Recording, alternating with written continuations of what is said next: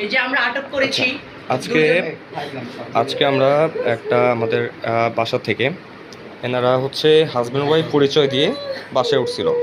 তো ওঠার পরে তো আমরা জানতে পারি যে অ্যাকচুয়ালি ওনারা হাজব্যান্ড ওয়াইফ না। এই লোকটা উনি ওনার পরিচয় দিচ্ছে ওনার বাড়ি চাঁদপুরে, আর এই মহিলা যে প্রথমে বলছে তার ওয়াইফ। তো তারপর আমরা ইনকোয়ারি করে দেখলাম যে ওনার অ্যাকচুয়ালি কেউ নাই, উনি অ্যাকচুয়ালি হচ্ছে ওয়ান কাইন্ড অফ প্রস্টিটিউট, উনি প্রস্টিটিউশনের বিজনেস ওনার। আর উনি হচ্ছে ওনার অ্যাকচুয়ালি পার্টনার বা যে হচ্ছে দালাল, আপনারা দালাল বলতে পারেন। তো এই হচ্ছে এনারা।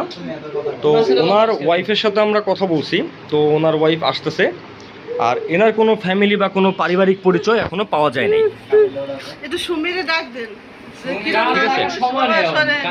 সবাই আছে, সবাই আছে। উনি বিয়ে করতে চাচ্ছেন।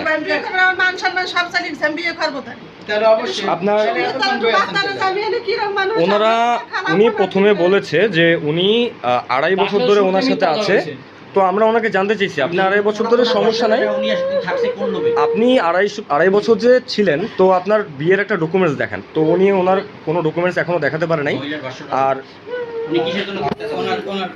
আচ্ছা, আপনি অ্যাকচুয়ালি ওনার সাথে থাকার কারণ কি, মানে আপনারা অ্যাকচুয়ালি কেন একসাথে আছেন, একটু কথা বলেন, আপনি কথা বলেন। আমি এই কয়দিন আইছি সুমিয়া ভার বাসায় আইছি কয়দিন পাথরের বলে বিয়ের কথা বলে আপনাকে নিয়ে আসছে। আচ্ছা, কতদিন হলো আপনি এখানে এই বাসায় আসছেন? আমার এই যে ফোনে যোগাযোগ এমনি 2 বছর। আপনাদের পরিচয় কিভাবে? সব ডিটেইল বলেন। মনে নাই এমনি নাম্বার কি উড়া পাইছি?